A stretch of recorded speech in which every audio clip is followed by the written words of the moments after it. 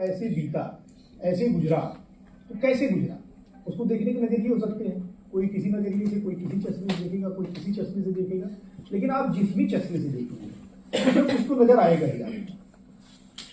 और वो जो कुछ नजर आएगा वो आपकी उत्तरजीविता को दिखाता है। इट शोज योर सर्वाइविलिटी, कि मतलब आपकी मानवता वहां से निकल करके यहाँ तक आई है। आज का ये दिन कल का इतिहास होगा, आने वाले 5 साल के बाद भी इतिहास होगा, 10 साल बाद भी इतिहास होगा, कुछ घंटे बाद ही इतिहास हो जाएगा। अगर यहाँ कोई ऐसी महत्वपूर्ण बात हो जाती है तो ये इतिहास का पार्ट हो गया। तो हमारा आपका एक एक पल इतिहास बन रहा है, और वो इतिहास हमारे वर्तमान को प्रभावित भी कर रहा है। हजारों साल पहले की घटनाएं, हजारों साल पहले की बातें आज तक चलती हैं, और आज तक वो कहीं ना कहीं हमको प्रभावित करती हैं। तो फिर जो विषय है, जो शिव कुमार ने तय किया है विषय बोलने के लिए, उसमें या डायरेक्टर साहब यहाँ बैठे हुए आप लोगों ने जो विषय तय किया, विषय यही था कि वर्तमान के परिप्रेक्ष्य में अभिलेख और शोध का महत्व।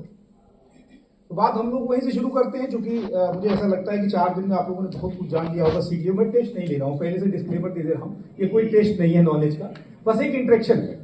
मतलब मोनोलॉग होने की जगह अगर आप लोग भी कुछ बोलेंगे तो अच्छा लगेगा, हम लोग इंटरेक्ट करते हुए अपनी बात को रखेंगे। और मैं थोड़ी सी 2-3 पुस्तकें जो मेरी इतिहास से रिलेटेड स्टूडेंट उनको इसलिए ले आया हूँ कि उन पर चर्चा करनी है, उनकी प्रक्रिया को बताना है कि किस तरीके से अभिलेख का इस्तेमाल करके हम नई चीजें खोज सकते हैं, या चीजों को रेक्टिफाई कर सकते हैं, या जैसे भी जो भी चीजें हैं। तो सबसे पहले तो बात यही आती है कि शोध है क्या।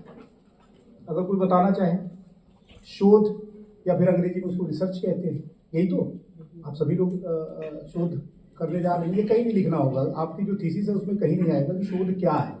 लेकिन बेसिक जो सबसे कॉमनेस्ट क्वेश्चन हो सकता है वो यही है कि शोध है क्या। उसका महत्व तो हम उसके बाद जानेंगे कि ये क्यों महत्वपूर्ण है, और स्पेशली आज के वर्तमान के परिप्रेक्ष्य में, आज के टूडेज कंटेक्स्ट जो है उसमें ये क्यों महत्वपूर्ण हो, तो बात जानेंगे। पहले ये कि शोध है क्या,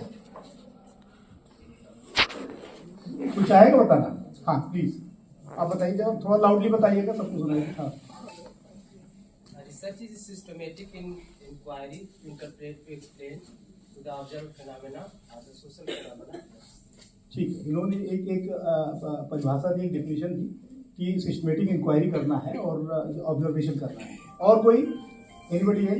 प्राचीन तथ्यों को, जो प्राचीन तथ्य हैं, हाँ, उनके आलोक में नए तथ्य या नवीन विचारधारा को स्थापित करने को भी शोध कहा जाता है। ठीक, एक तरीका ये, मतलब एक पहलू उसका कह लीजिए, ये भी हो गया। और कोई एनीबॉडी है? नॉलेज गैप के बीच में कुछ नवीन चीजों के बारे में नवीन चीजें विचारधारा रखना। ठीक है, मतलब अब जब चूंकि समय की अपनी बाध्यताएं हैं तो बहुत ज़्यादा हम लोग इंटरेक्शन भी नहीं करेंगे।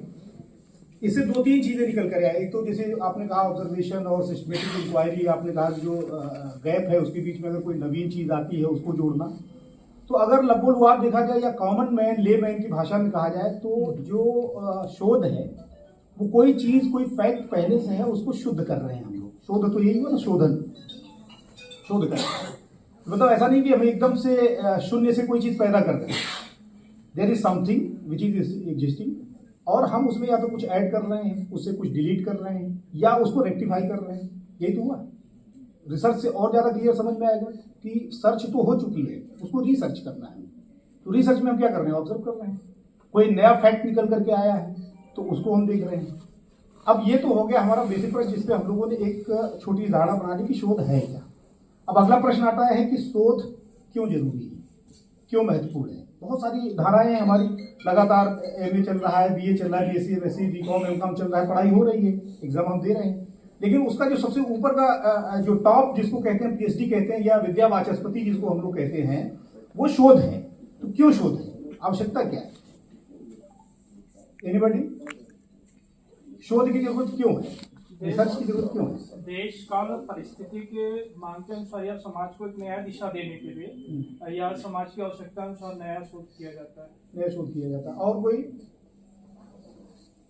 बताइए, आप लोग फ्रीली बताइए, कोई दिक्कत नहीं है। ये आप लोग सबसे ऊपर रामचरण शर्मा को मैं कोट करना चाहूँगा। जी बिल्कुल। प्राचीन भारत के उनका प्राचीन भारत के इतिहास बुक है, तो उसको वो ये कहते हैं कि इतिहास का अध्ययन हमारे लिए इसलिए महत्वपूर्ण है कि हम अपने जो भूतकाल में जो कमियां रही, रुकावटें रही, उससे वर्तमान में सीख लेकर अपने भविष्य को बेहतर बना सकें। नहीं, ये तो हो गई साहब वो बात की, मतलब अध्ययन क्यों करना चाहिए, शोध की बात हम कर रहे हैं।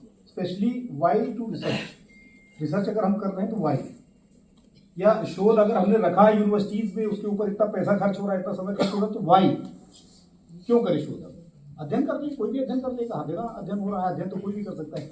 रिसर्च स्कॉलर तो अलग ही होता है ना, वो तो 2 साल 3 साल 4 साल 5 साल तक अपना समय लगाता है, उसकी बहुत सारी प्रक्रियाएं होती है, फॉर्मेलिटीज होती है, उनको पूरा करता है, फिर वो उसका इवेल्युएशन होता है, सब कुछ होता है ना पूरी प्रक्रिया। तो आखिर जरूरत क्या है इतनी सब प्रक्रिया से गुजरने की? शोध की आवश्यकता क्या है? सर बहुत सी चीजें छुपी रहती है, वो एक साथ प्रकाश में नहीं आ पाती। प्रकाश में नहीं आ पाती है, बहुत सारी चीजें छुपी है। मतलब वही जो अभी हम लोग बात कर रहे थे, कुछ नवीन तथ्य भी निकल करके आते हैं और कुछ पुरानी चीजें जो उनको रेक्टिफाई भी कर देते हैं हम लोग, मतलब उनका संशोधन भी हो जाता है, और कुछ चीज़ों का कोलैबोरेशन भी होता है कि कई बार कई ऐसे फैक्ट मिलते हैं जिसके बारे में एक ही साक्ष्य था और दूसरा साक्ष्य मिल जाता है, तो वो और मजबूत हो जाता है और पुख्ता हो जाता है, क्योंकि इतिहास में एक साक्ष्य को साक्ष्य नहीं माना जाता है, उसके अलग अलग इंटरप्रिटेशन हो सकते हैं, उसकी अलग अलग बातें हो सकती हैं। तो ये तो हो गया कि शोध क्या है और शोध क्यों आवश्यक है। वैसे उसके और बहुत सारे बेनिफिट्स हैं कि मतलब आप जब करते हैं तो उससे थोड़ा आपको सुख भी मिलता है, कंट्रीब्यूशन का भी सुख मिलता है, कोई नई चीज़ आप खोज लेते हैं तो उससे भी एक आपको लेवल ऑफ कंटेनमेंट मिलता है कि मतलब हमने ये चीज़ किया, या नॉलेज में आप वृद्धि करते हैं, आपके नॉलेज का जो होराइजन है उसका एक्सपेंशन होता है, वो चीज़ें तो अपनी जगह है। फिर ये आता है कि वर्तमान में ही इतना महत्वपूर्ण क्यों, क्योंकि टॉपिक यही है कि वर्तमान में अभिलेख और शोध का क्या महत्व है। तो वर्तमान में क्या ज़्यादा महत्वपूर्ण हो गया? शोध तो बहुत जमाने से हो रहा है, शोध तो आज़ादी के पहले से भी हो रहा है, कम से कम आज़ादी के बाद से तो हो ही रहा है। तो आखिर अब इस कंटेक्स्ट में, जैसा अभी सुशील जी ने भी काफ़ी डिटेल में आपको बताया, तो क्या शोध की महत्ता बढ़ी है, इधर पीछे आवश्यकता बढ़ी है, ऐसा लगता है, किसी को फील होता है? बताओ। सुगमता से मिलने लगा, जो डॉक्यूमेंट थे अच्छा, वो आसानी से मिले। तो आपका टेक ये है कि जो अवेलेबिलिटी ऑफ रिसोर्सेज है that has become very easy. और मतलब आप गूगल पे जाइए और एक क्लिक करिए, बहुत सारी फाइलें खुल जाएंगी, बहुत सारी चीज़ें आपको मिल जाएंगी, या बैठे बैठे बहुत सारी यूनिवर्सिटीज़ की बहुत सारी आर्काइव्स की रीच आपके पास है, अप्रोच कर सकते हैं, आप वहाँ से बैठ कर करते हैं। एक तो एक कारण ये हो गया कि अवेलेबिलिटी ऑफ रिसोर्सेज। दूसरा क्या हो सकता है, क्यों आवश्यक है, मतलब जो भी आपको लगता है।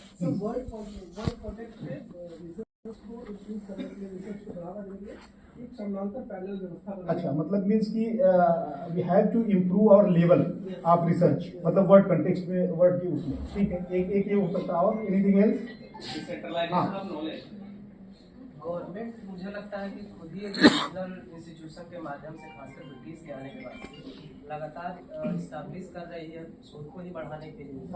तो जितने इंस्टीट्यूशन बढ़ेंगे उतने ही शोध भी बढ़ेंगे। नहीं, वो तो ठीक बात है, जो शोध की आपकी व्यवस्थाएं दी जा रही है वो इन्फॉर्मेशन, जी हाँ, frontier of knowledge for one, and secondly to develop a knowledge based society or economy. Knowledge based society आपका टेक है कि वो नॉलेज बेस्ड सोसाइटी बनाने की।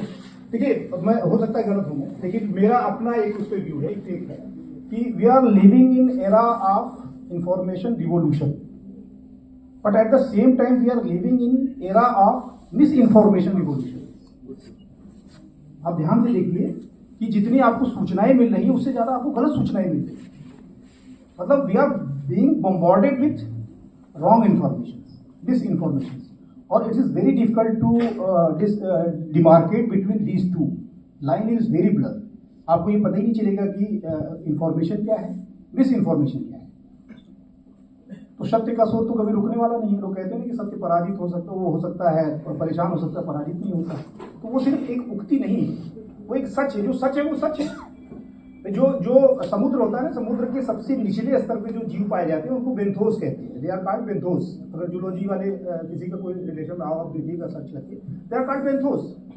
उनमें आँख ही डेवलप नहीं होती, क्यों? क्योंकि वहाँ प्रकाश ही नहीं है, प्रकाश की आवश्यकता नहीं, वहाँ प्रकाश नहीं तो आँख की आवश्यकता नहीं है। वो रिपल से फील करते हैं, जैसे सांप के कान नहीं होते हैं, जब वो धरती पर वो चलता है तो वो they feel ripple, they feel vibrations और वेव्स। तो उनके पास आँख नहीं है, तो इसका मतलब ये थोड़ी कि सूरज नहीं उगता है या सूरज का अस्तित्व ही नहीं है। उन जानवरों के लिए नहीं है, जो बेंथोस हैं, जो उसकी तलहटी में रह रहे हैं समुद्र के, उनके लिए सूर्य का कोई अस्तित्व नहीं है। लेकिन क्या ये सच हो सकता है कि सूर्य का कोई अस्तित्व नहीं है? सूर्य का अस्तित्व है, सूर्य रोज निकल भी रहा है, और पूरा जीवन अगर पनप रहा है पृथ्वी पे तो उसी की वजह से पनप रहा है। तो जो सच है उसको आप माने ना माने, वो हार्डली मैटर। आप उसको अलग अलग चश्मे से देख करके, अलग अलग विचारधारा से सुन करके, अलग अलग तरीके से इंटरप्रेट करके, अलग अलग नैरेटिव्स में गढ़ करके आप उसको पेश करिए, that is your problem. Truth is truth, वो तो रहेगा ही और उसकी खोज भी रहेगी। मानवता अगर यहाँ तक पहुंची है वाद संवाद और परिवाद करते हुए, तो वो आगे भी जारी रहेगी, खत्म नहीं होने जा रही दुनिया। पता नहीं कितने अरबों साल से चल रही, कितने अरबों साल तक चलेगी, हू नोस। लेकिन जब तक है तब तक ये चीज़ें चलती रहेंगी, क्योंकि we are developed in that. हमारा इवोल्यूशन इसी तरीके से हुआ है कि हम नहीं रह सकते बिना शोध किए, बिना इस तरह का वाद परिवाद और संवाद किए हम लोग नहीं रह सकते, होना भी चाहिए। तो ये तीन चीज़ें हुई। हम लोगों ने सबसे पहले लिया कि शोध क्या है, शोध क्यों होना चाहिए, उसका महत्व क्या है, और फिर अब आते हैं हम लोग अभिलेख। मैं पहले ही बता दूं आपको, जो प्राचीन इतिहास में पुरातत्व है, पुरावशेष है, वही मेडुअल में और आधुनिक में अभिलेख है। मतलब जब से अखबार की उसके पेपर की शुरुआत हो गई, या जब से हम लोगों ने लिखना शुरू कर दिया पत्थरों पे या फिर उस पे ताल पत्रों पे, तब से वो हमारे पास रिकॉर्ड में है।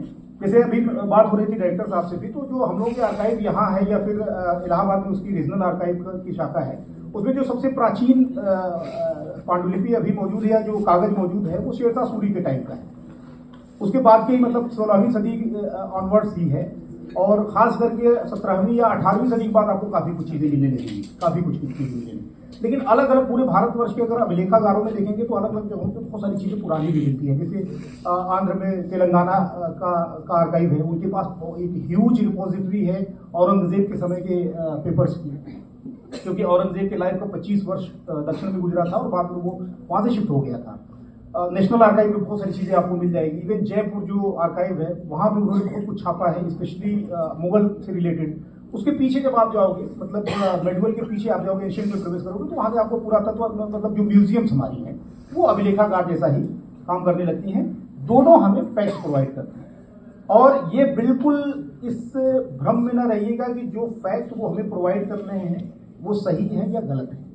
वो सही या गलत की चश्मे से देखने का काम आपका है, उसका शोधन करना आपका काम है। वो दे आर जस्ट फैक्ट, वो आपको फैक्ट दे रहे हैं। एक मूर्ति कहीं से मिल गई, आप उसको इंटरप्रेट करते रहिए, उसका कलात्मक अध्ययन आप कर सकते हैं, उसके माध्यम से आप डेट निकाल सकते हैं, उसके माध्यम से आप भौगोलिक अध्ययन कर सकते हैं, बहुत कुछ कर सकते हैं। रिलीजन पे आप निकाल सकते हैं उससे कंक्लूजन या इंफिडेंस। तो वो तो मूर्ति तो एक है, किसी कुम्हार ने गढ़ी होगी, किसी कलाकार ने बनाई होगी, वो कहीं दबी रहेगी, लेकिन वो चलता रहता है। तो ये है। तो अभिलेखागार क्यों महत्वपूर्ण है आज के कंटेक्स्ट में, उसका मूल कारण यही है कि हम मिस इन्फॉर्मेशन के दौर में जी रहे हैं, तो उसका महत्व और बढ़ जाता है कि हम उसको करेक्ट करें।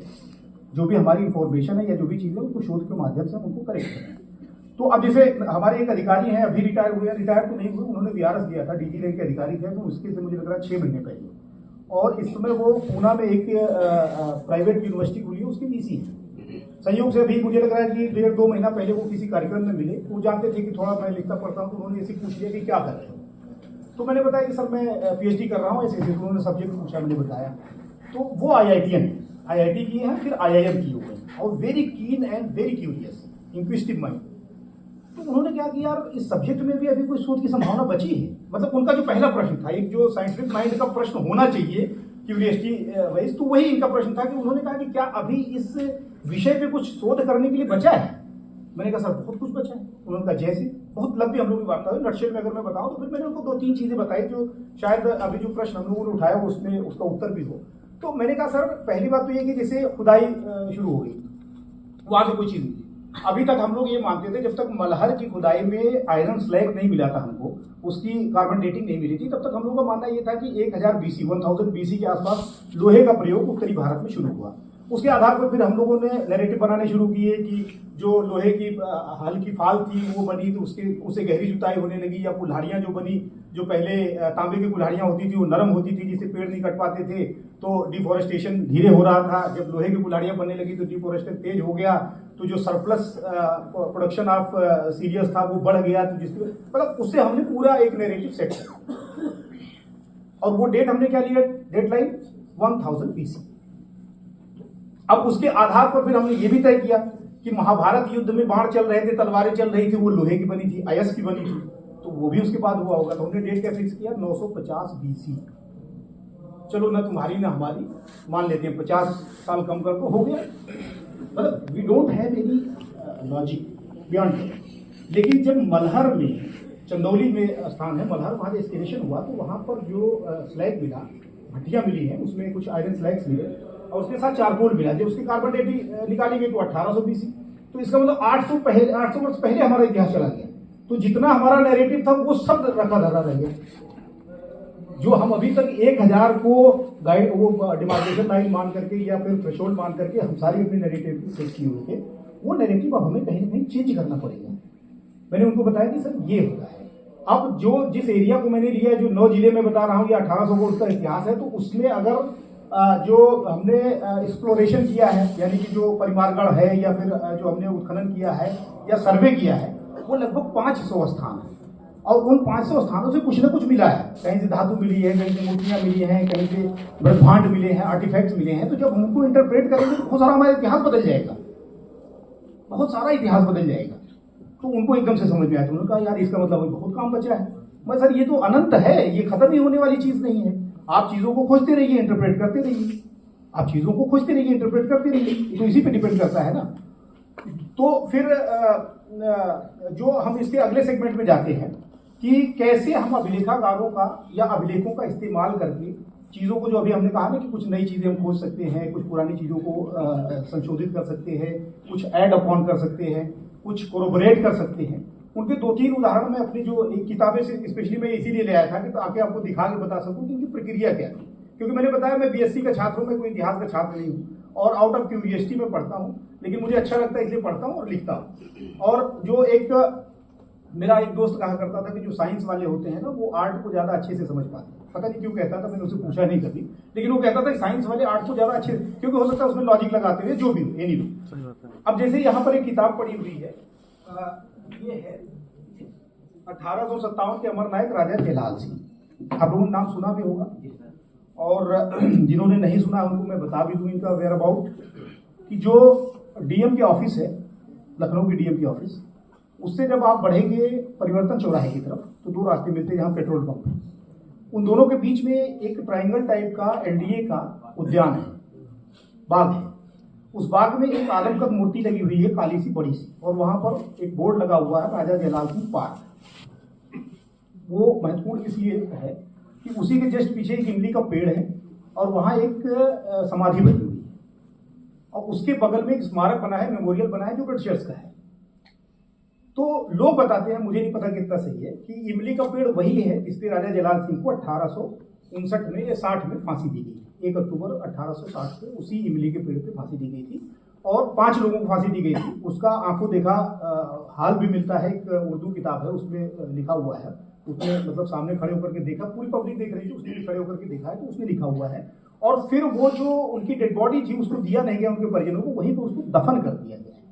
मतलब एक हिंदू की डेड बॉडी को वहां पर अंग्रेजों ने दफन कर दिया, और फिर उनके घर वालों ने उनका लिंग दाह किया। एक पहले व्यवस्था हुआ करती थी, जब शरीर नहीं मिलते थे तो पुतले का एक शरीर बना करके जलाया जाता था, तो उसका मटकड़िका पे जाकर के उन लोगों ने लिंग दाह किया, वो शरीर वही दबाया गया।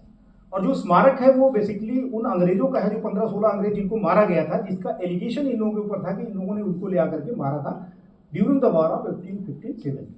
जो 1857 का हमारा संग्राम शुरू हुआ था, स्वतंत्रता, पहला स्वतंत्रता संग्राम, उसमें पूरे जितने भी जगह उद्गार हुए उनके 2 सेंटर थे जिधर की तरफ रिवोल्ट करने वाले बढ़े थे, एक तो दिल्ली की तरफ और दूसरे लखनऊ की तरफ, क्योंकि सबको एक नेतृत्व की आवश्यकता थी। और वो 2 नेतृत्व जो दिख रहे थे, हालांकि बहुत कमजोर थे, उनको नेतृत्व आप मान भी नहीं सकते हो। एक तो बहादुर शाह जफर की तरफ बढ़े लोग, वो शुरू से अंत तक पत्राचार करते रहे अंग्रेजों के साथ कि भाई किसी तरीके समझौता हो जाए यार, इनसे पिंड छुड़ाओ, लेकिन जब नहीं हुआ, फाइनली फंस गए, तो उनको करना पड़ा और अंत में वो पकड़े गए, डिपोर्ट हुए, जो भी हुआ। यहाँ पर जब अंग्रेज आए, वो इतिहास बहुत ही इंटरेस्टिंग है, वेरी इंटरेस्टिंग। अगर आप पढ़ेंगे कभी मूल स्रोतों को, तो इस किताब की नींव पड़ी उस किताब से, जो ये बड़ी वाली किताब है, ये इतिहास के आईने में आजमगढ़। ये आजमगढ़ का इतिहास है, चूंकि हम आजमगढ़ से बिलोंग करते हैं तो थोड़ा सा आदमी को रीजनल एक वो रहता है लगाव। तो जब हम इसको पढ़ रहे थे तो इसमें बेनी माधव का नाम आता है कई बार, जो इनके भाई थे राजा जयलाल सिंह, और उनका परिवार अभी भी रहता है। अतरौलिया एक जगह है हमारे यहाँ, वहाँ पर अभी भी उनका परिवार रहता है। तो फिर राजा जयलाल सिंह का भी 1-2 जगह नाम आया उन्हीं के कंटेक्स्ट में। तो आउट ऑफ क्यूरियोसिटी हमने खोजना शुरू किया, तो SS रिजवी की एक कंपाइल्ड की हुई किताब है, मैडम स्टूडेंट में उत्तर प्रदेश 6 खंडों में अभी भी आती है। उसमें जब हमने देखना शुरू किया तो हमारी आंखें खुली रह गई कि यार इस आदमी का तो इतना बड़ा रोल है 1857 की लड़ाई में। एटलीस्ट लखनऊ और आसपास मतलब अवध और पूर्वांचल में तो है ही, लेकिन इसका नाम क्यों नहीं है। फिर हमने गूगल पे सर्च करना शुरू किया, जो अभी हम लोग बात कर रहे थे कि क्यों रिसर्च जरूरी है। गूगल पे मैं आपको बताऊं, आधा पेज मुझे मिला उनके बारे में, आधा पेज। फिर एक अभी को गुजर गए गंगवार जी थे बरेली के, उन्होंने एक पुस्तिका लिखी थी छोटी सी राजा जलाल सिंह पे, कई लोगों पे उन्होंने लिखा था, मुझे कहीं से पता चला, वो 85 ईयर्स ओल्ड थी। उनको मैंने फ़ोन किया, वो बहुत खुश हुए, उन्होंने पुस्तिका भेजी। उसमें भी आधा से एक ही पेज था जो राजा जलाल सिंह के बारे में था, बाकी इधर उधर की जो सामान्य हिस्ट्री होती है वो उन्होंने दिया था, क्योंकि था नहीं मैटर था नहीं। तो मुझे बड़ा आश्चर्य हुआ कि कोई व्यक्ति जिसका सर्वस्व नष्ट हो गया, पूरा परिवार नष्ट हो गया, जो जेल भी गया, जिसको सार्वजनिक रूप से फांसी दी गई, और इंटरेस्टिंगली कि जो बेगम हजरत महल की पूरी शक्ति है, उस शक्ति के पीछे दो लोग हैं, मम्मू खान और Raja Jalal Singh. These are two names. मतलब उनके लिए लड़ाई भी यही दोनों कर रहे हैं फ्रंट पे जाकर। पैसे 13 करोड़ 13.5 करोड़ रुपए खोद करके लोगों के घरों से ले आकर के उन्होंने दिया था बेगम हजरत महल को। वो लड़ाई यहाँ पर अगर 9 महीने तक चली, जो रेजिडेंसी की लड़ाई इसको कहते हैं, बेली गारत जो था, बेली गारत में 6 महीने तक घेरा पड़ा रहा। मतलब लॉन्गेस्ट स्टैंड अप पूरी दुनिया का माना जाता है कि जो 6 महीने तक लगातार वो चला और लड़ाई होती रही। कैसे होती रही? उतनी बड़ी संख्या में विप्लवी यहाँ थे, उनको तनख्वाह दी जाती थी। उस समय ब्रिटिशर्स के जो सैनिक थे उनकी तनख्वाह हर महीने की 5 रुपया या 6 रुपये मैक्सिमम थी, और जो हमारे विप्लवी यहाँ आकर के लड़ रहे थे उनका हम 12 रुपये लेंगे। वो 12 रुपये कहाँ से आ रहा था? जितने नवाबों के बर्तन थे सब गला दिए गए। उसके बाद कुल मिलाकर कितने की हुई? 4 लाख रुपए की, मतलब 1 महीने की भी तनख्वाह नहीं थी। तो जो बड़े बड़े उस समय के पैसे वाले लोग थे ना, जो नकी कुली खां और इस तरह के लोग थे, तो उन्होंने अपने घरों में धन गाड़ रखा था। जो वालिद अली शाह के साथ उसके चले गए थे डिपोर्ट होकर के बाहर, तो उनके घरों को ये लोग रात को खोदते, बड़ी बड़ी देगचियों में सोने हीरे जवाहरात भरे मिलते, उसको ऊंटों पे कराचियों पे लाद करके ले आते और हजरत महल को देते। फिर उनसे सोने के सिक्के ढाले जाते और फिर उसको प्रोवाइड करके तब वो लड़ाई लड़ी जाती। फिर जो जेल बनी थी वो राजा जलाल सिंह उसके हेड हैं, लड़ाई के हेड है, पैसा इकट्ठा कर रहे हैं, ये हॉस्पिटल जो बना है उसके हेड है, इंटेलिजेंस के हेड वो है, और उस आदमी को सो इंटरेस्टिंग। तो ऑब्वियसली कोई भी क्यूरियसिटी माइंड का या फिर इंक्विजिटिव माइंड का आदमी होगा तो खोजेगा ही कि भाई। तो उसी में मुझे एक रेफरेंस मिला जिसमें उस फाइल का उल्लेख था जो राजा जलाल सिंह के ट्रायल प्रोसीडिंग की फाइल है।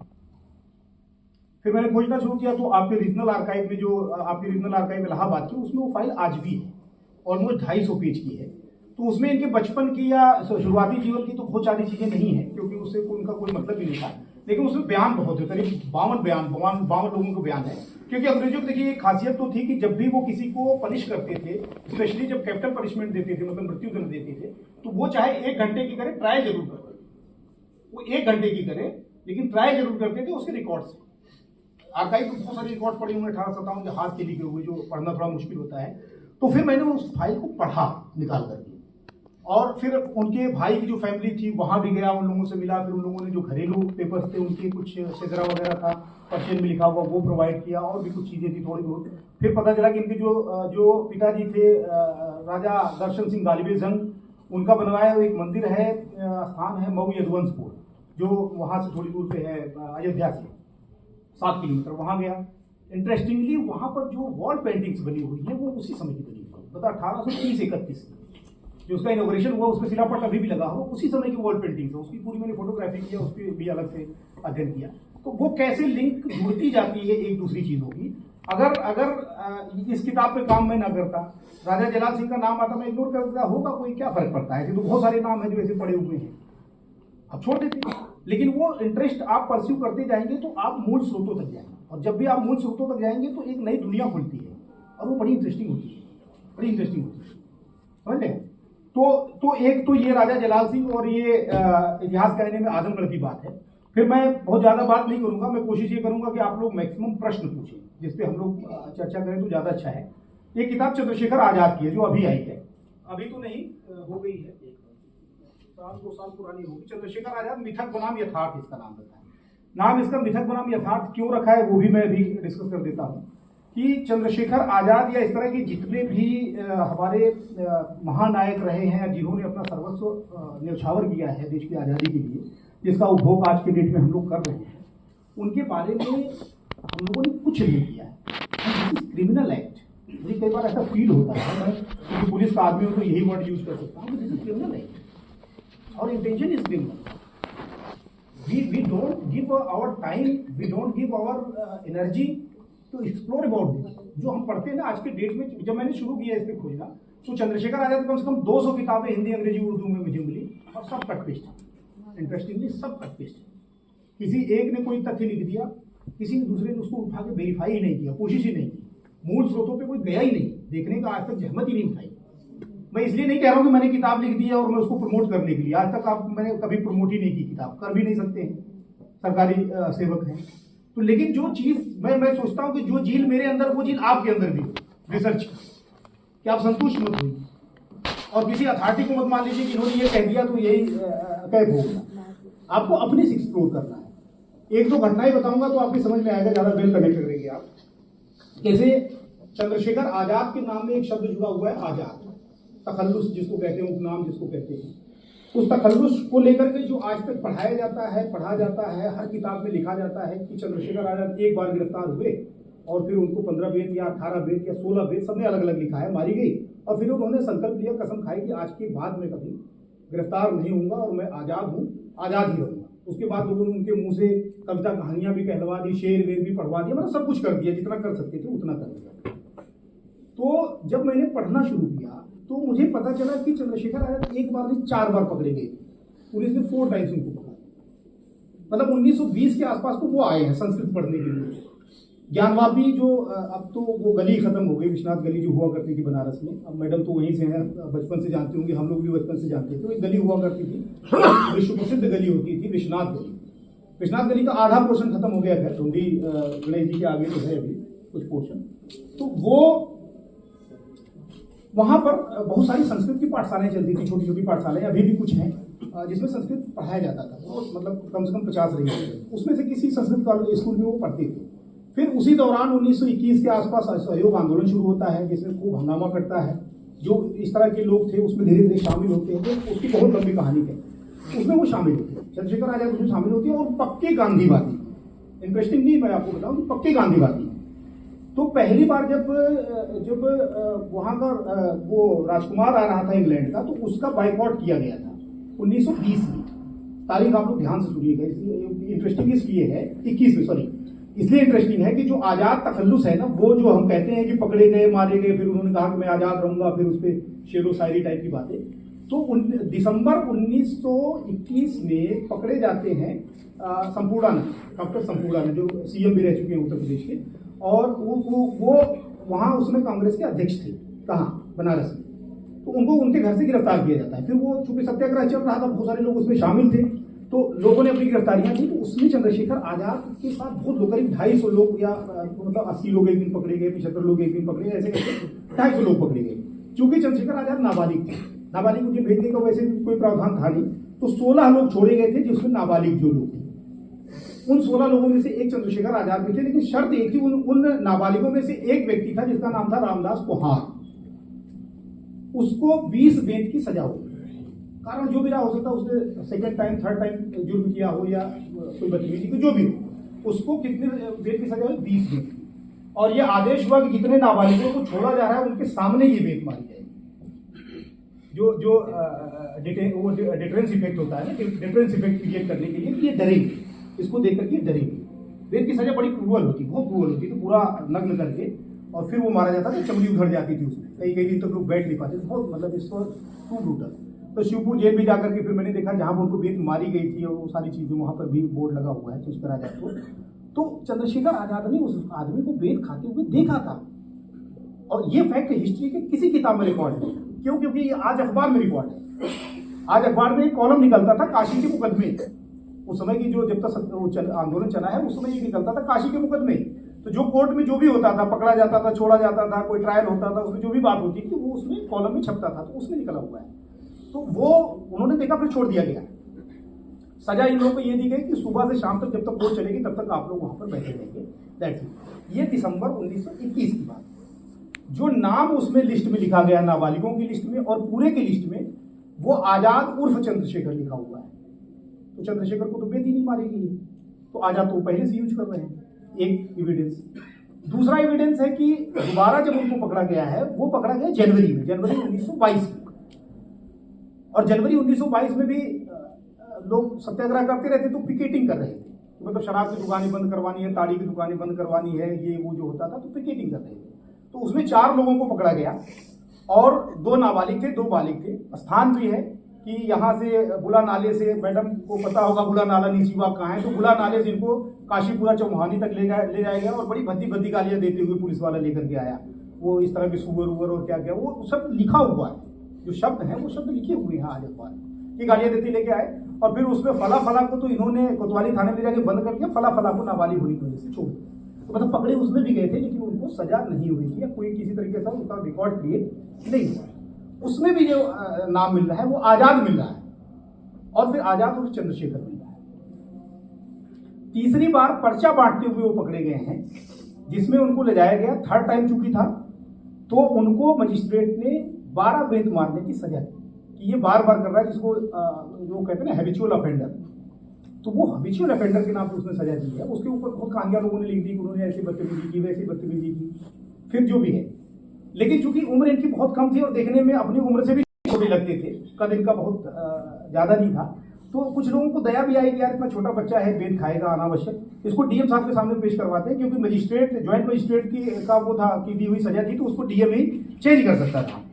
तो उनको दूसरे दिन नाव में बैठा करके वरुणा में ट्रेवल करके डीएम के आवास पे ले जाया गया, चंद्रशेखर आजाद। और फिर उनसे जाके कहा गया कि भाई तुम माफी मांग लो। डीएम ने कहा कि यार तुम इतने छोटे बच्चे हो, तुम क्यों इस तरह की हरकतें करते हो, माफी मांग लो, तुमको छोड़ दे। उन्होंने कहा देखो मैं कांग्रेस की बात छोड़ के दुनिया में किसी की बात नहीं मानता। आप इंटरेस्टिंग बात सोचिए कि जो क्रांतिकारी जिसके बारे में कहा, मतलब क्या क्या बातें होती हैं। मतलब देखिए दौर होता है, आइडियोलॉजी का दौर होता है, उनका वो दौर था। खैर, तो उसने कहा तब तो सजा माफ नहीं, उन्होंने कहा 1 नहीं 10 बार सजा में क्या फर्क पड़ता है। इतना छोटा बच्चा, मतलब 14 साल 15 साल का लड़का, और डीएम के सामने जाके इस तरह से बात करना। फिर उनको लाया गया, उन लोगों के कमर में रस्सी बांधी गई, वो थे और एक व्यक्ति उनके साथ और थे। कमर में रस्सी बांधी गई। हुकुलगंज जेल जो जिला जेल अभी भी है और शिवपुर जेल में काफी डिस्टेंस है, वहां तक पैदल लेके जाया गया, फिर उनको वहां दाखिल किया गया। उसके 3रे या 4थे दिन फिर उनको बेत मारी गई। वो पूरा मतलब रिकॉर्ड में है, कोई कहता 15-12, लेकिन ओरिजिनल जो उस समय का मिलता है वो 12 बेत का ही मिलता है। कुछ लोग कहते हैं कि उन्होंने गांधी जी की जय बोली जब मारा गया, किसी ने कहा कि इनकी जय, लेकिन जो अखबार में निकला है वो भारत माता की जय निकला है, जो उस समय का कंटेम्प्रोरी सोर्स है। मैं इसलिए बता रहा हूं कि कंटेम्प्रोरी सोर्स में और बाद के सोर्सेज में कितने अंतर आ जाते हैं। लोग उनको कहानियों को सेंसेशनल बनाने के लिए, इंटरेस्टिंग बनाने के लिए उसमें अपनी चीजें डालते हैं, कुक करते हैं। वो भी अभी मैं बता रहा हूं। उसमें फिर जो ये कहा जाता था कि उन्होंने उनसे ही छिड़ा के मजिस्ट्रेट, जब उसने नाम पूछा तो उसने बताया कि हमारा नाम आजाद है, पिताजी का नाम स्वाधीनता है, और घर कहाँ है, जेल खाना। अभी यही तो जानते हैं हम लोग। कितनी मतलब जो भी 20-25 पिक्चरें बनी होंगी, सब में यही हम लोग देखते रहे हैं कि इस तरह से उन्होंने बताया। अब देखिए कैसे चीजों को घुमाया फिराया जाता है। मतलब 1931 में फरवरी 27 को जब उनकी शहादत होती है, तब तक किसी को ये नहीं पता था कि उनके माँ बाप कहाँ रहते हैं। तब तक किसी को ये नहीं पता था कि वो एग्जैक्टली उनकी जाति क्या है, उनका एक्चुअल नाम क्या है, या वो मूल निवासी कहाँ, किसी को नहीं पता, क्योंकि उन्होंने गोपनीय रखा था, जानबूझ के गोपनीय रखा था। और यही कारण है कि उतनी ब्रिटिश गवर्नमेंट, मतलब जिसको कहते थे सूरज नहीं डूबता है, उसके शासन काल में वो कम से कम 10 साल तक वो ऑपरेट करते रहे। और इतने बड़े बड़े चीजें उन लोगों ने किया उस समय, इतने बड़े बड़े आंदोलन और अभियान किए। कोई कर सकता है? संभव ही नहीं है। जिस तरह की उनकी इंटेलिजेंस थी, नॉट पॉसिबल। तो उन्होंने अपने आप को उस तरीके से ढाला था। तो वेरी शार्प, मतलब बहुत ज्यादा पढ़े लिखे नहीं थे, मिडिल मतलब 5वीं 6वीं तक जो भी रहा उनकी पढ़ाई, वेरी शार्प। तो वो ये है। तो फिर उसमें जो ये कहानी है, जब मैंने इसका इतिहास ढूंढना शुरू किया कि कहानी आई कहां, तो एक अखबार निकलता था भविष्य। आप लोगों ने शायद कुछ लोगों ने नाम सुना, बहुत कम समय के लिए निकला था, 1-1.5 साल के लिए निकला था, इलाहाबाद से। और उसके जो संपादक थे उनका नाम था रामरख सहगल, जिनके ऊपर बाद में एलिगेशन भी लगी थी कि चंद्रशेखर आजाद के अल्फ्रेड पार्क में होने की सूचना देने वालों में से वो एक थे। हालांकि वो झूठ है, पूरी तरीके से फर्जी, वो भी मैंने उसकी भी सर्च की। तो लेकिन ये शुरू में एलिगेशन लगा था। वो उनका एक कर्मयोगी प्रेस था, जिससे कई किताबें भी उसमें बड़ी महत्वपूर्ण छपी थी। उनका पेपर था भविष्य साप्ताहिक था। चंद्रशेखर आजाद की शहादत 27 फरवरी को होती है। उसका अगला अंक आता है 5 मार्च को, एक हफ्ते बाद। 5 मार्च के अंक में उन्होंने पहली बार ये कहानी लिखी है। इसने रामरख सहगल, उन्होंने अपना नाम ये बताया, अपने पिता का नाम स्वतंत्र बताया, अपने पिता का नाम स्वतंत्र बताया, अपना घर जेल खाना बताया। उन्होंने लिख दिया। उसके बाद इनके ज्यादातर साथी चूंकि उस समय बंद हो गए थे और HSRA जो थी वो भंग हो गई थी, वो सब कुछ हुआ, तो लोग जाकर के 1939 में छूटे हैं। मैक्सिमम लोग 37-38 में जो सरकार बनी थी उस समय, उसके समय ये लोग छूटे। तो जब लोग छूटे तो लोगों ने थोड़ा थोड़ा करके लिखना शुरू किया। किसी ने आर्टिकल लिखा, किसी ने कुछ लिया। तो 1939 में विप्लव का अंक आता है। यशपाल उस समय थे जो साहित्यकार भी बाद में बहुत बड़े हुए, तो उनका एक विप्लव का आजाद अंक करके आता है। वो आज के डेट में अवेलेबल नहीं है। वो मैंने नेशनल आर्काइव्स उसकी प्रति निकलवाई, फिर मैंने पढ़ना शुरू किया। उसमें कम से कम मुझे लग रहा है 20 साथियों के संस्मरण होंगे। उसमें ये स्टोरी नहीं है। मतलब वो पहला डॉक्यूमेंट है जिसमें उनके साथियों ने संस्मरण लिखे और उसमें ये स्टोरी नहीं है। उसके बाद भी बहुत सारी किताबें आई, बहुत लोगों ने अलग अलग संस्मरण लिखे और सारी चीजें होती रही, लेकिन वो कहीं है। फिर 1948 में उसी कर्मयोगी प्रेस से एक किताब भगत सिंह पे छपती है और उसके भी संपादक कौन है? रामरख सहगल। तो जो स्टोरी उनके 1931 के मार्च 5 के अंक में छपी थी भविष्य में, उसी स्टोरी को उठा करके चंद्रशेखर आजाद के नाम से पुनः छापते हैं।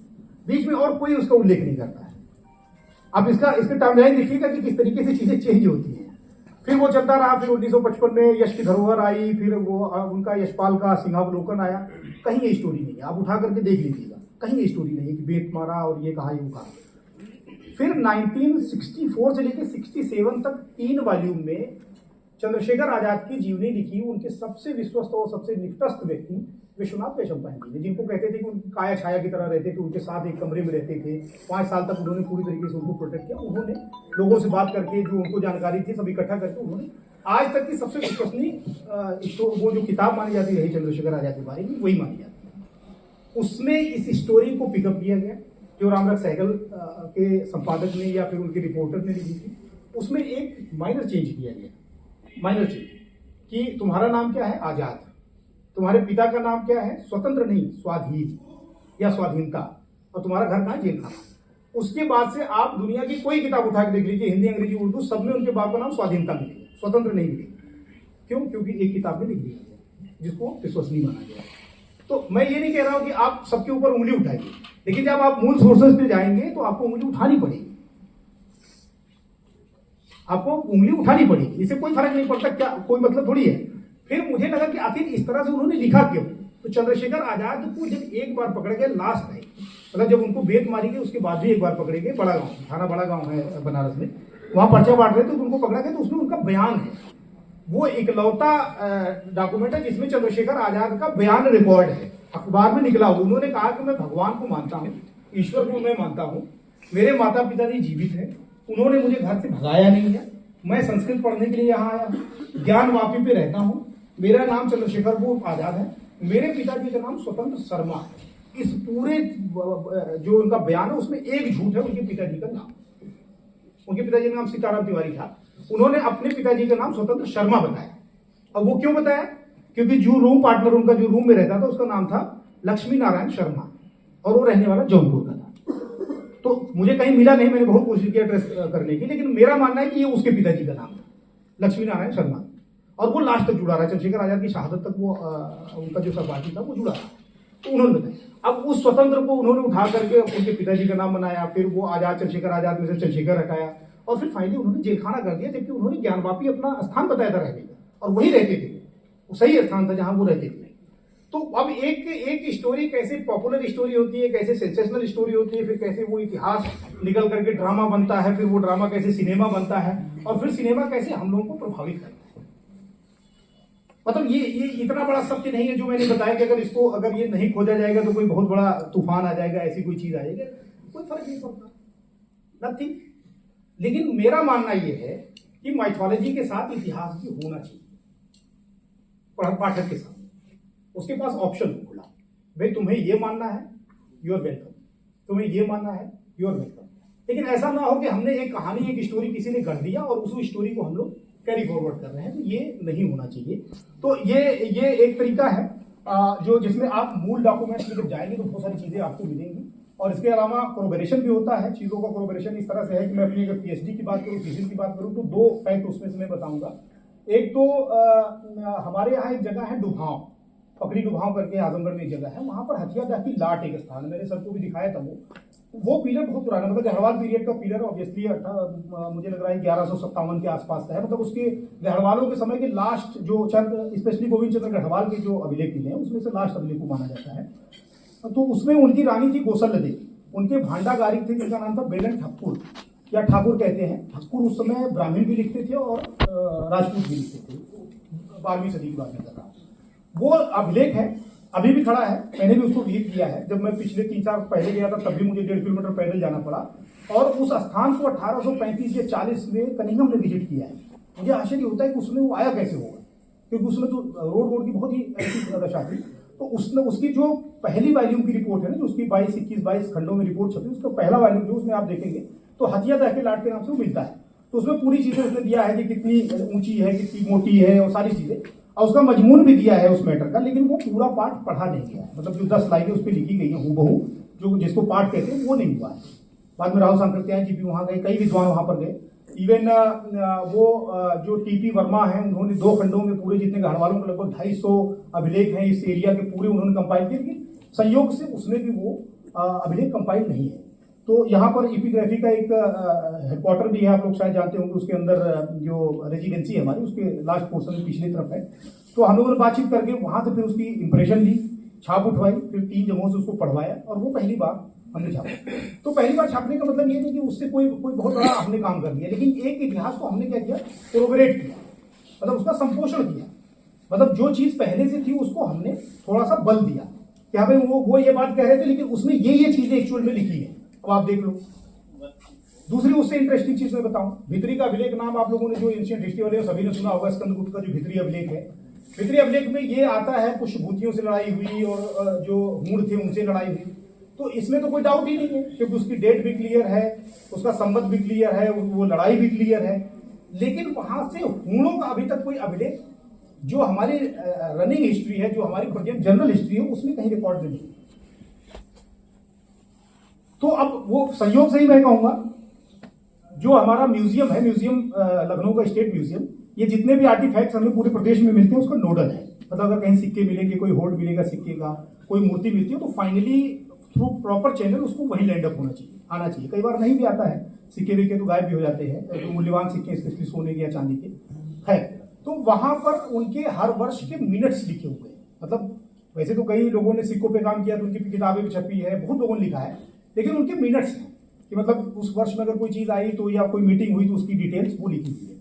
तो उनको देखने का कोई कारण भी नहीं था, लेकिन किसी ने मुझे, मतलब ऐसी ही बात हुई, उसने निकाल सामने रख दिया तो मैं पलटने लगा उसको। तो 1890 का जो मिनट है उसमें लिखा है कि भित्री से मिहिर कुल का सिक्का मिला है, 2 सिक्के मिले। तो मुझे बड़ा इंटरेस्टिंग लगा, मैंने उसको नोट किया, मैंने अपनी उसमें थीसिस में भी डाला है। तो अब एक तरीके से ये कोरोबरेट करता है, जो चीज स्कंदगुप्त की भित्री अभिलेख से मिल रही है उसको ये कोरोबरेट कर रहा है कि भाई ये कह रहा है कि मिहिर कुल से यहाँ पे लड़ाई हुई थी हूणों से, तो हूण यहाँ पे आए होंगे। और अच्छा, वो सिक्के छूटते कैसे थे कि उनके छोटे से मार्केट भी साथ चलते थे। जब भी लश्कर चलती थी, सेनाएं चलती थी, तो उनकी जरूरी चीजें जो होती थी उनकी बिक्री के लिए उनके साथ छोटी सी लश्कर भी चलती थी, और लोग कैश भी रखते थे, क्योंकि उस समय एटीएम कार्ड तो थे नहीं, एटीएम तो लगे नहीं कि स्वाइप कर लेगा आदमी, तो वो पैसे देते थे, लेते। तो उस क्रम में कभी कभी छूट जाते थे। जैसे राजघाट से भी कई ऐसे सिक्के मिले हैं, स्पेशली जो इंडो ग्रीक के, तो जिसपे बहुत सारी विचार हुआ है मोतीचंद्र वगैरह के द्वारा। तो उसी क्रम में तो एक कोरोबरेटरी मतलब आप कह लीजिए कि एविडेंस है, लेकिन वो कहीं ना कहीं उसको सपोर्ट करता है। अब एक से भला दो जो कहते हैं, तो एक की जगह पे 2 उसमें हो गए कि चलो जो गुप्तों का एक वर्जन था वो तो था ही, लेकिन वहां से मिहिर कुल को सिक्के भी मिल रहे हैं भित्री से। और वो देखिए, जो स्तंभ लगते थे, विजय स्तंभ, जो इस तरह की प्रशस्तियां लगती थी, जनरली उसी एरिया में लगती थी जहां पर विजय मिलती थी। तो ये माना जाता था कि अगर उसका वहां पर लगा हुआ भित्री का अभिलेख स्कंदगुप्त का, तो लड़ाई भी वहीं कहीं आसपास हुई होगी और विजय भी वहीं कहीं आसपास मिली होगी। अगर उसी एरिया से या उसी जगह से खुदाई में एक हूणों का सिक्का मिल रहा है, तो हूणों का सिक्का वहां तक कैसे पहुंचा? निश्चित तौर से कोई ना कोई आया होगा हूणों का सिक्का लेकर के, तो वो कोरोबरेट करता है। तो इस तरीके से जो रिसर्च है, मैं बस रिकैप कर दूं, इसके बाद आप लोग को मैं ओपन फोरम दूंगा, जो पूछना होगा आप लोग पूछिएगा। तो उसमें यही है कि रिसर्च का तो यही है कि उसमें या तो कोई नए फैक्ट्स आप, नए फैक्ट में मैं एक चीज आपको बताऊं, चंद्रशेखर आजाद को ही लेकर के स्पेशली बता रहा हूं कि जब चंद्रशेखर आजाद की शहादत हुई, तो माना यह जाता है कि चंद्रशेखर आजाद थे, उनके साथी सुभराज थे, 2 लोग थे। सुखराज देव ने गोली चलाई, फिर उनकी गोली खत्म हो गई तो वो छोड़ करके भाग गए। उन्होंने बाद में किताब भी लिखी, ज्योतिपुंज या ऐसे कुछ करके उनकी किताब है पूरी, उनका संस्मरण है। लेकिन जो मूल अखबार है उस समय की, उस जैसे लीडर में चंद्रशेखर आजाद की शहादत के बाद 2 दिन तक बड़े बड़े पेज में छपा है। उनके मृत्यु के बाद की फोटो, उनकी पोस्टमार्टम रिपोर्ट, उनकी इंक्वेस्ट रिपोर्ट, एवरीथिंग। मैं नहीं कहता कि वो सारी की सारी सही है, लेकिन प्राथमिक है। उनको कोरबरेट करना हमारा काम है, उन पे क्वेश्चन करना हमारा काम है, लेकिन वो किसी भी बात के अभिलेख से ज्यादा महत्वपूर्ण है। किसी भी बात के कागज से मैं उनको ज्यादा महत्वपूर्ण मानता हूं, क्योंकि वो उस समय लिख जा रहे हैं जब घटना हो रही थी, या कंटेम्पोररी सोर्सेज। तो उसमें ये आता है कि वहां पर चंद्रशेखर आजाद और सुखदेव राय तो थे ही, एक व्यक्ति कोई और था, ऐसा बताया जा रहा है लोगों के द्वारा। भाई संपादक तो मौजूद नहीं है वहां पे जब गोली चल रही, तो ऑब्वियस सी बात है, लोगों के द्वारा बताया जा रहा है। फिर जो शुरुआती किताब 1931 में ही चंद्रशेखर आजाद की एक छोटी सी जीवनी भी आती है, पतली सी, उसको नेशनल आर्काइव में, उसको भी मैंने निकाला, उसमें भी लिखा है उनका एक कोई तीसरा साथी भी था, लेकिन बाद की किसी भी किताब में तीसरे साथी को उल्लेख नहीं किया। जब उन्हें उसको ट्रेस आउट करना शुरू किया तो जो इंटेलिजेंस की रिपोर्ट है उसमें बिहार और उड़ीसा वाला जो पार्ट है उसमें लिखा गया है इसके बारे में, हजारी प्रसाद के बारे में, कि जिस दिन चंद्रशेखर आजाद की शहादत हुई या जिस दिन Chandrashekhar Azad was shot dead, उस दिन ये अल्फ्रेड पार्क में मौजूद थे। और वो रिपोर्ट कब की है? 1936। 1936 से वो है, पब्लिक डोमेन में है। आप टेररिज्म इन इंडिया करके वो अभी गूगल पे डालेंगे, आपको अभी गूगल पे मिल जाएगी, आप खोजेंगे तो वो नाम मिल जाएगा कि he was present at the time when Chandrashekhar was shot dead in Alfred park. तो मतलब हमने इतिहास का क्या कर रखा है भाई? अगर हजारी प्रसाद द्विवेदी वहां था तो भागा क्यों? और वो इतिहास में रिकॉर्ड क्यों नहीं हुआ? उस पर किसी ने चर्चा क्यों नहीं? अगर उसकी कोई भूमिका नहीं थी, what he was doing there? और फिर उसको इतना गोपनीय क्यों रखा गया? तो देखिए, प्रश्न खड़ा करना एक चीज होती है, लेकिन उसको आप सिस्टमेटिक तरीके से विद एविडेंसेस अगर आप उसको प्रूव करेंगे तभी उसका कोई मतलब निकलता है। मेरा अपना मानना है, क्योंकि मैं कोई ना तो इतिहास का आदमी हूं, ना तो रिसर्च स्कॉलर ही अपने आप को मानता हूं, मेरी क्यूरियोसिटी है इसलिए मैं कोशिश करता हूं। तो मेरा मानना यह है कि जील ऐसी ही होनी चाहिए रिसर्च करने की, कि जब भी आप जाएं तो किसी एक सोर्स से आप सहमत ना हो जाएं, किसी एक व्यक्ति के कहने से सहमत ना हो जाएं, आप मूल अभिलेखों पे जाएं। जो म्यूजियम्स आप उनको विजिट करेगा, आप एंशिएंट में हैं, अगर आप मॉडर्न या मेडिवल में हैं तो आप अभिलेखागारों को विजिट करें। There are an number of things, पूरी स्टोरी चेंज हो जाएगी, पूरा तरीका सोचने का चेंज हो जाएगा। और वो जो अभिलेखागार लोगों की यहाँ इतनी, मतलब लाखों लोग क्या, हजारों लोग उसमें कर्मचारी के तौर पे लगे हुए हैं, अधिकारी के तौर पे लगे हुए हैं, करोड़ों रुपए जिनकी तनख्वाह जा रही है, कंपाइल कर रहे हैं, उसको टिश्यू पेपर से सुरक्षित कर रहे हैं, तो किस लिए कर रहे हैं? For you and me only, for research only. तो आप उसको यूज करें ना। वो कट पेस्ट चल रहा है, प्लेगरिज्म भी ठीक ही आ जाती है कभी कभी, मतलब इधर उधर करके शब्द चेंज करके, लेकिन उसका कोई मतलब है। मैं अभी बात कर रहा था आपसे, सुशील जी से मेरी बात हो रही थी कि 1965 के बाद मुझे नहीं लगता कि हिंदुस्तान में कोई रिसर्च हुई भी है। कट पेस्ट कर रहे हैं हम, अब थोड़ा सतर्क होकर कर रहे हैं। पहले तो सीधे सीधे छाप देते थे, अब चूंकि मशीन पकड़ेगी, बताएगी कि नहीं तुमने कुछ उल्टा पलटा किया है, तो थोड़ा सतर्क होकर कर रहे हैं, नाम पता चेंज कर दे रहे हैं, लिफाफा वही है। तो ये कृपया ना करिए। अगर आप लोग रिसर्च करना चाहते हैं तो इस झील के साथ करिए कि try to add something in knowledge base, और उसके बहुत सारे सोर्सेज हैं। किसी भी सोर्स पर विश्वास करने की जरूरत नहीं है। एक सोर्स से दूसरे को मिलाइए, दूसरे से तीसरे को मिलाइए, तीसरे से चौथे को मिलाइए। जितने ज्यादा सोर्स होंगे उतनी ज्यादा उसकी ऑथेंटिसिटी है। अदरवाइज हर साल हर यूनिवर्सिटी, मुझे लग रहा है कि 100-200 पीएचडी कराई रही है, आप उनसे भी शामिल हो जाएंगे, खत्म हो जाएगी पीएचडी करके, क्या मतलब? थैंक यू, मुझे इतना ही कहना था। बाकी आप लोगों की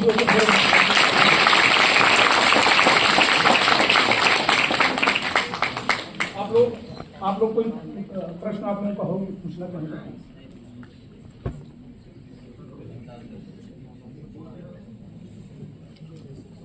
इनको दे दो।